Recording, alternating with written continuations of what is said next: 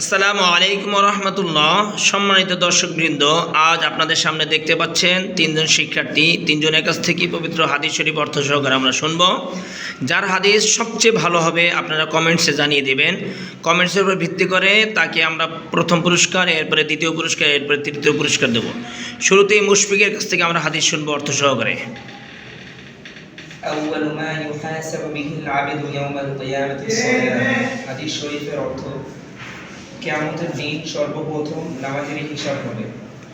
এরপরে রিফাত। أول ما يحاسب به العبد يوم القيامة الصلاة।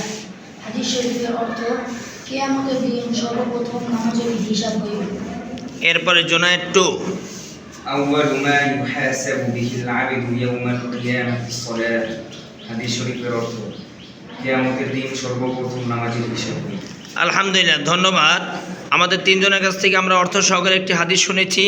সম্মানিত দর্শকবৃন্দ, আপনারা জানিয়ে দেবেন কার হাদিস অর্থ সহকারে সবচেয়ে সুন্দর হয়েছে। যে সর্বোচ্চ ভালো কমেন্টস পাবে তার জন্য থাকবে প্রথম পুরস্কার, এরপরে দ্বিতীয় পুরস্কার, এরপরে তৃতীয় পুরস্কার। ধন্যবাদ সকলকে।